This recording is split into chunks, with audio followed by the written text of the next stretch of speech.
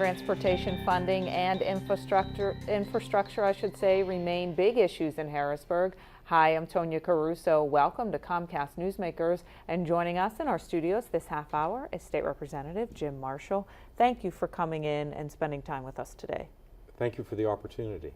Lots of issues to discuss coming out of Harrisburg, but transportation and infrastructure, those are two that are getting a lot of attention. That's correct, and the governor has stated he had three priorities this year: reduction in pensions and privatization of liquor control and transportation.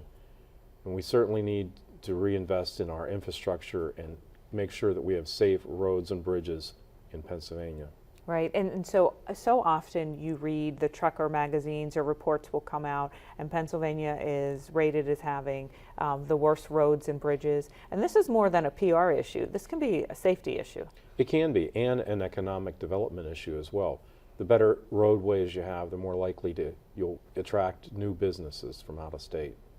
And so as you are working and as you're looking, and there are so many economic issues, do you feel that this is indeed one of the top priorities where we should make sure that there is investment in this?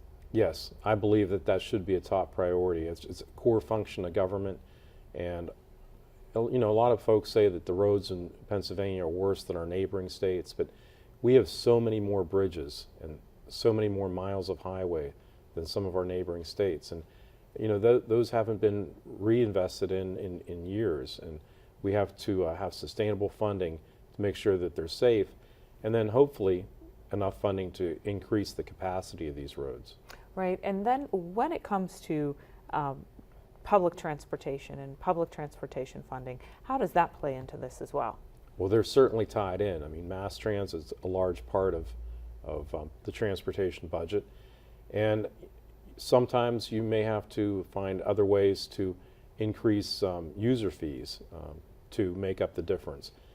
In SEPTA and in PAT, the state is at about 48 to 50% of the funding that they receive, state dollars coming in. And you know, if we didn't have those systems, there would be so much more vehicles on the highways. So it's a valuable tool to get people in and out of the cities. A valuable tool, and really an economic issue and a life important issue for so many people. So where do you think we are in terms of looking for other areas to raise money and alternative ways to raise money to fund both infrastructure and mass transit? Well, I think ultimately you have to have some sort of increase in user fees. And I know a lot of people may feel that the gas prices are too high now, or their registration's very high, but small incremental adjustments in that could bring in a lot of state dollars. And it may be necessary to increase vehicle registration, or it may be necessary to increase the gas tax if that's possible.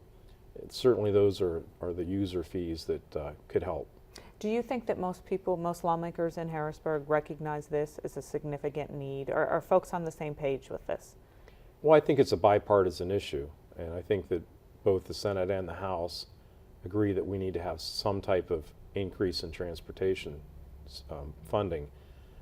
And we'll have to see what the governor's request, how it matches with what we can do.